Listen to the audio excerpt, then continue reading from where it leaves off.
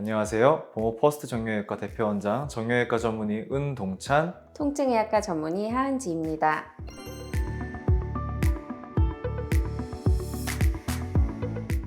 뼈와 뼈가 만나는 관절 부분에는 충격을 예방하기 위하여 연골이라는 물질로 덮여 있는데요. 오랜 시간 사용하게 되거나 무릎을 과도하게 사용하게 되면 연골이 점차 닳게 됩니다. 그 연골이 닳아가면서 딱딱한 뼈가 노출되어 자극되면 통증이나 붓기 등이 발생하고 이를 퇴행성 관절염이라고 합니다.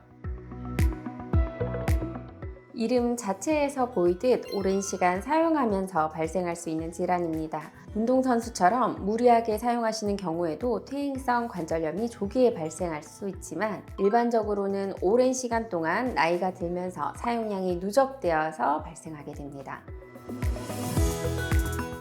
가장 흔한 증상으로는 통증이 있습니다. 오르막길을 오르거나 내리막길을 내려오거나 쪼그려 앉았다가 일어날 때 통증을 호소하시는 분들이 가장 많으시고, 시간이 지날수록 평지만 걸어도 통증을 호소하시는 분들도 계십니다. 더 심할 경우에는 가만히 있어도 통증이 있는 경우도 있습니다. 이 외에도 무릎이 반복적으로 붓고 무거워서 다리 전체를 움직이기 힘든 경우도 있습니다. 병이 많이 진행하게 되면 O자 다리 혹은 X자 다리로 변형이 되는 경우도 있어 무릎이 끝까지 펴지지 않거나 구부러지지 않는 등 운동의 제한도 발생할 수 있습니다.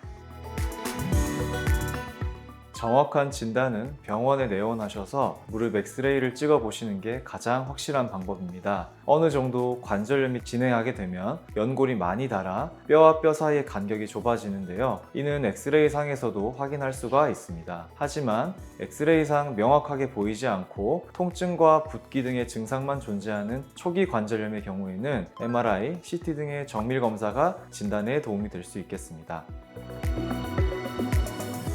퇴행성 관절염은 시간이 지날수록 점차 진행하는 질환이기 때문에 궁극적인 치료 방법은 없습니다. 따라서 질병이 진행된 상태에서 치료받기보다는 질병을 초기에 예방하는 것이 가장 중요합니다. 질병이 일단 진행하고 난 후에는 뼈를 잘라내 정상적인 모양으로 만들어주는 절골술이나 인공관절 수술 등의 수술적 치료 방법을 고려할 수 있습니다. 하지만 질병의 초기에는 연골주사, 약물치료, 물리치료 등의 보존적 요법으로도 통증이나 붓기 등의 증상을 상당 부분 경감시키고 병이 심하게 진행하는 것을 예방할 수 있습니다. 따라서 퇴행성 관절염이 있으신 분들은 조기에 병원을 찾아 진단을 받으시고 보존적 치료를 시작하시는 것이 바람직합니다.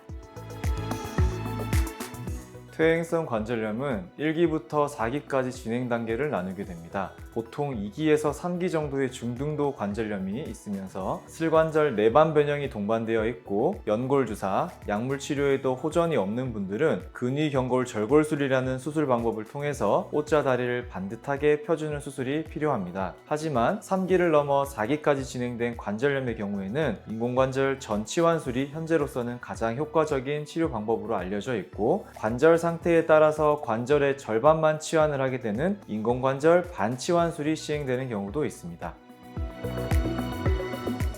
약을 드시거나 주사를 맞는 등의 보존적 치료 방법을 시행하고 있음에도 불구하고 통증이 계속 지속되어 일상생활에 불편감을 겪으시는 분들은 수술적 치료 방법을 고려해야 되겠습니다.